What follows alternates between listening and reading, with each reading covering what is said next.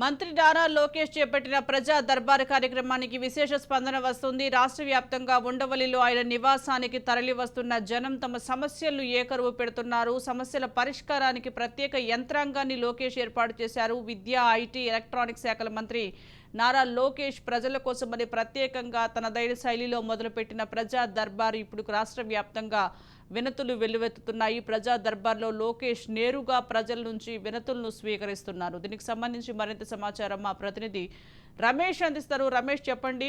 ఈ ప్రజలు తమ సమస్యలను పరిష్కరించేందుకు మంత్రి దగ్గరికి క్యూ కడుతున్నట్లుగా తెలుస్తోంది. లోకేష్ ఇంటికి వినతులు కూడా స్వీకరిస్తున్నట్లుగా తెలుస్తోంది. అప్డేట్స్ ఏంటి? లోకేష్ మంత్రి పగ్గాలు చేపట్టిన దగ్గర నుంచి కూడా రెండో రోజు నుంచి ప్రజా దర్బారు కార్యక్రమానికి శ్రీకారం చుట్టారు. ఈ నేపథ్యంలోనే అటు రాష్ట్ర వ్యాప్తంగా కూడా అన్ని జిల్లాలకు సంబంధించి కూడా వారి వినతులు ఇచ్చేందుకు కూడా ఆయన ఉండవల్లి నివాసంలో ఆయన ప్రజా దర్బారులో కూడా నేరుగా లోకేష్ ద్వారా కూడా సమస్యల పరిష్కార మార్గంగా కూడా ప్రజలు కూడా వెల్లువెత్తుతున్నటువంటి పరిస్థితి కనపడుతుంది. అయితే ముఖ్యంగా ప్రధానంగా అనేక అంశాలు లోకేష్ దృష్టికి తీసుకొస్తున్నారు. ఏదైతే పెన్షన్స్ వ్యవహారం కానీ, అదేవిధంగా భూ కబ్జాలు జరిగినటువంటి అనేక 2019లో భూ కబ్జాలు జరిగినటువంటి అంశాలకు సంబంధించినటువంటి వినతులు వస్తున్నాయి. ఇప్పటి వరకు కూడా పెన్షన్స్ రాలేదు. అదేవిధంగా ఇళ్ల నిర్మాణాలకు సంబంధించినటువంటి అర్జీలు కూడా ఆయన దృష్టికి వస్తున్నటువంటి పరిస్థితి కనపడుతుంది. అయితే సివిల్ సెటిల్మెంట్లకు సంబంధించినటువంటి అంశాలు కూడా వస్తున్నటువంటి నేపథ్యంలో కూడా మంత్రి నారా లోకేష్ ఆయా శాఖలకు సంబంధించినటువంటి అధికారులకు కూడా ఆదేశాలు జారీ చేస్తున్నారు. ఏదైతే మరి ప్రజా దర్బారులో వస్తున్నటువంటి ప్రజల నుంచి వస్తున్నటువంటి వినతులను వాళ్ళతో అర్జీలు తీసుకోవటమే కాకుండా కూడా ఓపిక్ గా వాళ్ళు చెప్పినటువంటి సమస్యలను కూడా వింటున్నటువంటి పరిస్థితి కనపడుతుంది. ఎన్నడూ లేని విధంగా ఏ రాష్ట్ర ప్రభుత్వం చేయనటువంటి విధంగా కూడా మరి మంత్రి నారా లోకేష్ చర్యలు అయితే చేపడుతున్నారని చెప్పుకోవచ్చు. ఈ నేపథ్యంలోనే అటు చంద్రబాబు కూడా నిన్న ప్రజా దర్బారు కార్యక్రమాన్ని నిర్వహించారు. ప్రజా సమస్యలపై అడిగి తెలుసుకున్నారు. అనేక అర్జీ రూపంలో తీసుకున్నటువంటి అంశాలకు సంబంధించి పరిష్కార మార్గంగా ముందుకెళ్తున్నటువంటి పరిస్థితి కనపడుతుంది. ఈ సమయంలోనే అటు జనసేన పార్టీకి సంబంధించినటువంటి పవన్ కళ్యాణ్ కూడా జనవాణి కార్యక్రమాన్ని శ్రీకారం చుట్టారు. ఏదైతే మరి రాష్ట్ర వ్యాప్తంగా అనేక సమస్యలు ఉన్నప్పటికీ కూడా ఒక్కొక్క రోజు ఒక్కొక్క నాయకుడిని అక్కడ పురమాయించి అక్కడ వస్తున్నటువంటి ఫిర్యాదులకు సంబంధించి కూడా వారి నేరుగా పార్టీ ఆఫీసులో అందుకొని ఆ కార్యక్రమాలను అయితే పరిష్కార మార్గంగా ముందుకెళ్తున్నటువంటి పరిస్థితి కనపడుతుంది. ముఖ్యంగా నారా లోకేష్ మొదటిగా మంత్రి పగ్గాలు చేపట్టిన దగ్గర నుంచే ఉండవల్లి తన నివాసంలో ఆయన ప్రజా దర్బారు కార్యక్రమాన్ని నిర్వహించి ఒక ప్రత్యేక బృందాన్ని కూడా ఏర్పాటు చేశారు. ఎందుకంటే సమస్యలు ఇంటము కాకుండా సమస్యల పరిష్కారం కొరకు మరి ఆయన కృషి చేస్తున్నటువంటి పరిస్థితి ప్రజల నుంచి కూడా విశేష స్పందన వస్తుంది. ఎందుకంటే ఒక ముఖ్యమంత్రి తనయుడు, ఒక మంత్రిగా ఉన్నటువంటి నారా లోకేష్ ఐటీ అటు విద్యాకు సంబంధించినటువంటి మంత్రిగా ఉన్నటువంటి నేపథ్యంలో ఖచ్చితంగా ఆయన అపాయింట్మెంట్ కావాలంటే నేను చాలా కష్టమైనటువంటి పని. ఈ నేపథ్యంలో రమేష్, నారా లోకేష్ గతం కన్నా ఇప్పుడు చాలా యాక్టివ్ గా ఉన్నట్లు కనిపిస్తుంది. ఇటు పార్టీ గెలుపుకు ప్రచారంలో చాలా యాక్టివ్ గా లోకేష్ పనిచేశారు. మరి మంత్రి అయ్యాక కూడా లోకేష్ ప్రజల్లోకి వెళ్లి వారి సమస్యలు కూడా తెలుసుకుంటున్నారు. మరి దీనిపై ఎలాంటి స్పందన వస్తుందంటారు ప్రజల నుంచి? ఎస్ సుజాత, మీరు చెప్పినట్లుగానే గతంలో యువగలం పేరుతో రాష్ట్ర వ్యాప్తంగా పర్యటించారు.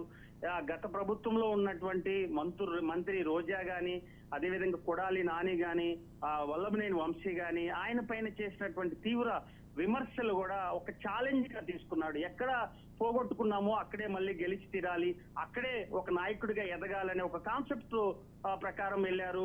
ఆ ఓటమి చెందిన దగ్గర నుంచి మంగళగిరి నియోజకవర్గంలో ఓటమి చెందిన దగ్గర నుంచి కూడా ప్రజలు నమ్ముకొని ఉన్నాడు, నియోజకవర్గాన్ని నమ్ముకొని ఉన్నాడు. అదేవిధంగా పార్టీని బలోపేతం చేయడంలో కూడా యువగలం పేరుతో చాలా కీలకంగా వ్యవహరించినటువంటి పరిస్థితి కనబడుతుంది.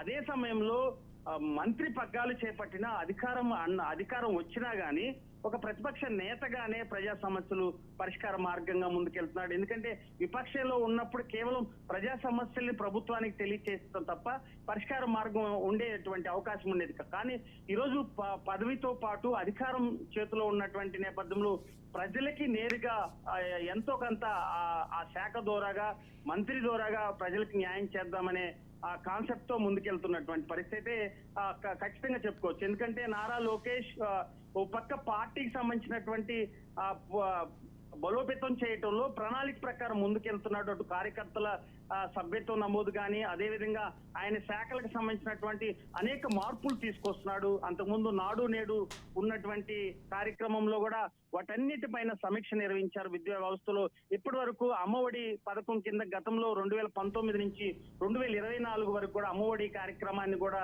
మరి తల్లికి వందనం పేరుతో కూడా ఒక్కొక్క ఇంటికి ఇద్దరు ఉన్నా లేక ముగ్గురు పిల్లలు ఉన్నా కూడా నేరుగా కూడా వారికి కాలేజీ అకౌంట్ లో వేసే విధంగా, ఎందుకంటే గతంలో సుజాత ఏదైతే మరి ఈ అమ్మబడి పథకంకు సంబంధించి కూడా గతంలో చాలా దుర్వినియోగం అయింది. ఎందుకంటే ఇద్దరు పిల్లలు ఒక పిల్లగాడికి గత ప్రభుత్వంలో 15,000 రూపాయలు అమ్మఒడి పథకం వచ్చినప్పటికీ కూడా చాలా మంది తల్లిదండ్రులు కూడా నేరుగా తల్లిదండ్రుల అకౌంట్ లో పడటం వలన కూడా మరి పూర్తిగా కూడా వాళ్ళ సొంతానికి వాడుకొని పిల్లలను కూడా బడికి పంపించకుండా వారి చదువు కూడా ఇబ్బందికరమైన పరిస్థితులు అయితే ఉన్నాయి. ఇవన్నీ కూడా బేరేజ్ చేసుకున్నాడు. అధికారుల దగ్గర నుంచి ఫీడ్బ్యాక్ తీసుకున్నాడు.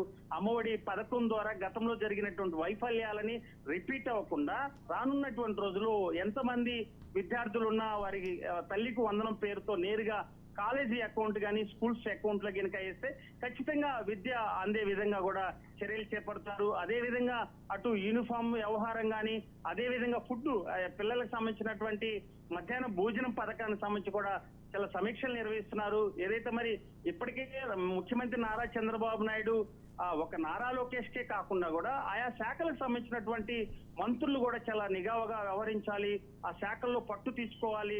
ఖచ్చితంగా రానున్నటువంటి రోజులు అధికారుల కృషితో మరి ఆ శాఖలకి వెన్న తెచ్చే విధంగా కూడా మరి మంత్రులు వ్యవహరించాలని చెప్పి ఇప్పటికే అటు చంద్రబాబు నాయుడు ఆదేశాలు జారీ చేసినటువంటి నేపథ్యంలో ఖచ్చితంగా నారా లోకేష్ మంత్రుల్లో మొట్టమొదటి ప్లేస్ లో ఉన్నాడని చెప్పుకోవచ్చు. సక్సెస్ఫుల్ మంత్రిగా కొనసాగుతున్నాడని చెప్పుకోవచ్చు. ఎందుకంటే ఆయన చేస్తున్నటువంటి ప్రజా దర్బారే కాకుండా ఆయన శాఖలో తీసుకొస్తున్నటువంటి మార్పుల విషయంలో కూడా మొట్టమొదటి ప్లేస్ లో ఉన్నాడని చెప్పుకోవచ్చు. రమేష్, అలాగే ఇటు ప్రజా దర్బార్కు సంబంధించి కూటమి నాయకులు కూడా దీనిపై ఎలా స్పందిస్తున్నారంటారు? ఇటు ప్రజా దర్బార్ ద్వారా సమస్యలు ఎంతవరకు పరిష్కారం అయ్యే అవకాశం ఉందంటారు?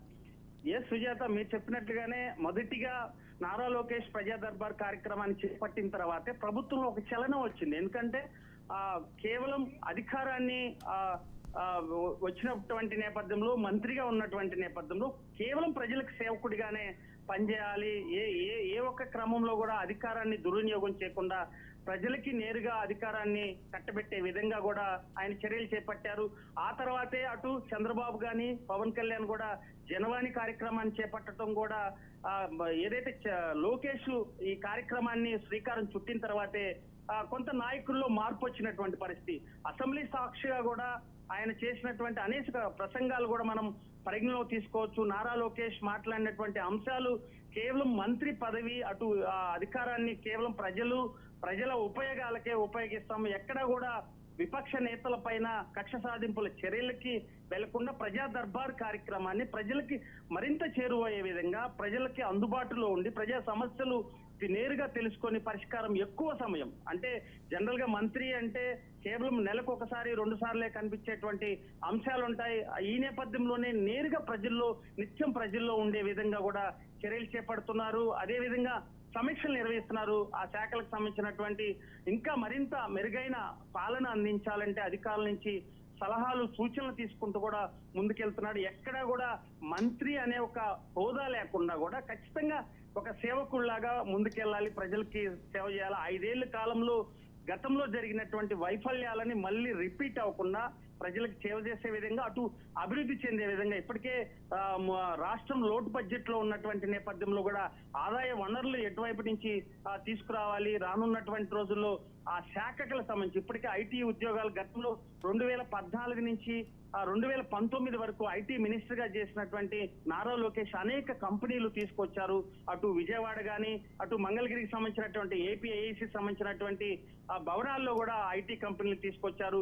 గుంటూరు సాక్షిగా కూడా ఐటీ కంపెనీలు తీసుకొచ్చినటువంటి నేపథ్యంలో నిరుద్యోగ వ్యవస్థకి అనేక ఉపాధి చూపించినటువంటి సంఘటనలు ఉన్నాయి. ఈ నేపథ్యంలోనే ఆయన ఎమ్మెల్సీగా మంత్రి పదవి చేపట్టినటువంటి నేపథ్యంలో అప్పుడు కూడా అనేక ఐటీ కంపెనీలు తీసుకొచ్చి అభివృద్ధి చేశాడు.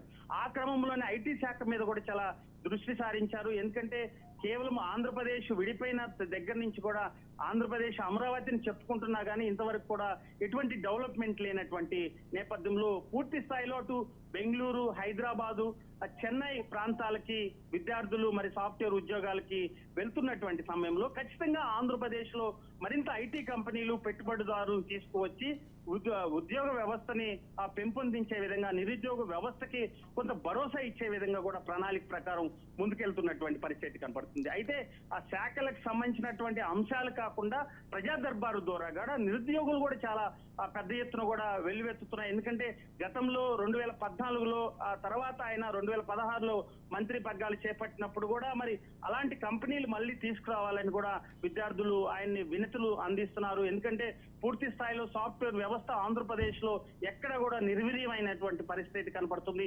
3 రాజధానుల అంశాన్ని లేవనెత్తినటువంటి జగన్మోహన్ రెడ్డి ఒక్క రాజధాని అంశం కూడా ఇంతవరకు డెవలప్ అవుతున్నటువంటి నేపథ్యంలో కూడా అమరావతి ఖచ్చితంగా ఇక్కడే ఉంటుంది. రానున్నటువంటి రోజుల్లో అమరావతి 4 ఏళ్లలో కూడా పూర్తి స్థాయిలో అభివృద్ధి చెందే విధంగా అడుగులు వేస్తున్నటువంటి ముఖ్యమంత్రి నారా చంద్రబాబు నాయుడు, ఇటు నారా లోకేష్ కూడా పూర్తి స్థాయిలో నిరుద్యోగ వ్యవస్థను కూడా పూర్తిగా లక్షలాది ఉద్యోగాలు కల్పించాలి, అటు కంపెనీలు తీసుకురావాలి, పెట్టుబడిదారులు తీసుకురావడం వలన ఆంధ్రప్రదేశ్ కు మరింత నిరుద్యోగ వ్యవస్థకు ఉపయోగపడేటువంటి విధంగా చేపడుతున్నారు. అయితే ప్రజా దర్బార్ కార్యక్రమం ద్వారా ప్రజలకి ఇప్పటి వరకు చాలా ఉపయోగకరమే కాకుండా రానున్నటువంటి రోజుల్లో ఇది కంటిన్యూ చేసేటువంటి అవకాశం, ఒక మంచి ప్రోగ్రామ్ ని శ్రీకారం చుట్టినప్పుడు రానున్నటువంటి రోజుల్లో మరింత ఎక్కువ మందికి ఉపయోగపడే విధంగా కూడా నారా లోకేష్ ప్రజా దర్బార్ ద్వారా అడుగులు వేస్తున్నటువంటి పరిస్థితి కనపడుతుంది. Right, thank you Ramesh.